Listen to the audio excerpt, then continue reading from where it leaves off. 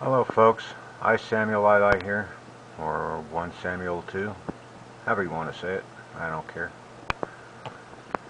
Well, this is about Islam, the religion of peace, which I call BS on. It's not a religion of peace. People have taken those words in the Koran and justified pretty much any kind of violent action they can come up with. You call that peace? I don't. Even this twisted backwards world we are living in, everything is peace, huh? A piece of this, a piece of that, a piece of crap. Anyhow, the way I see Islam is just the third version of the original Judaic script to confuse and control people, to enslave them in some form, to tithe to the lazy parasites that supposedly lead these people along their path of peace. Yeah, peace this. But just like the Christians, I'm pretty sure they can justify any kind of government structure out there, from communism to a prison enslavement camp, for all to enjoy and prosper, huh? Bunch of crap out there.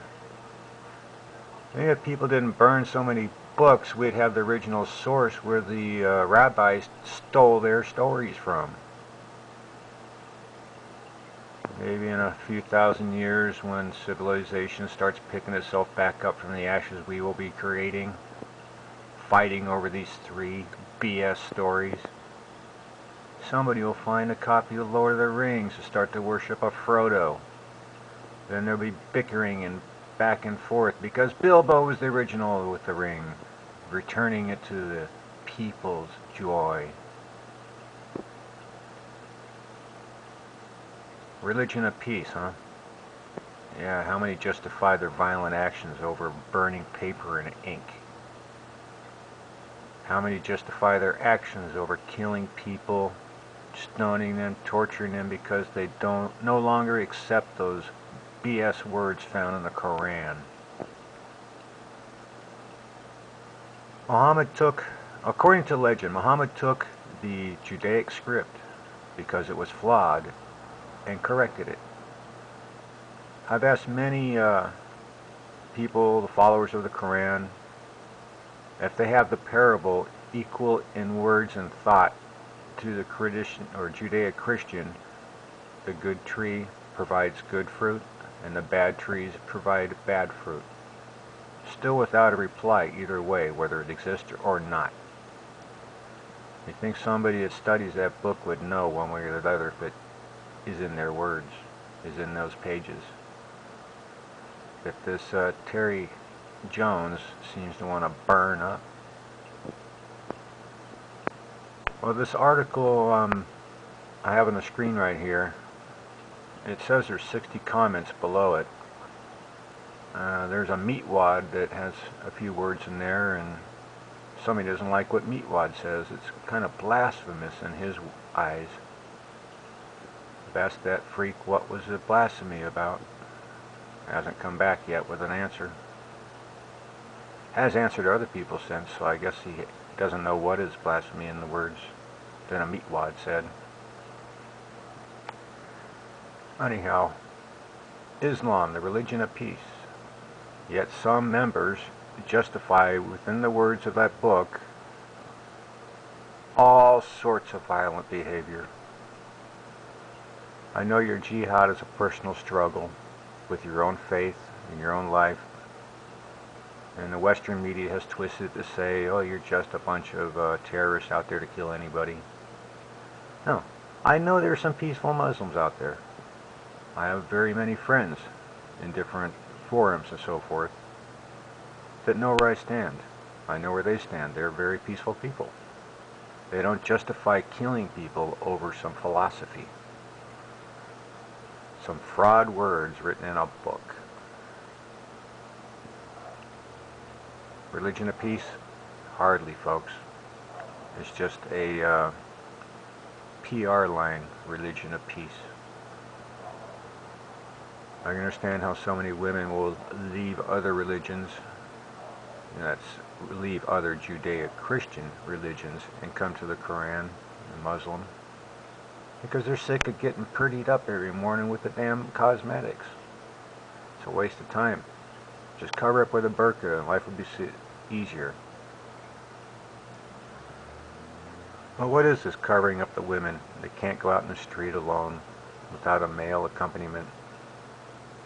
Is it because the male is so prone to raping a woman that's alone? Or is it just in those nations those males are raised without the woman present?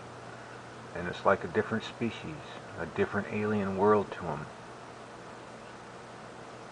I don't know.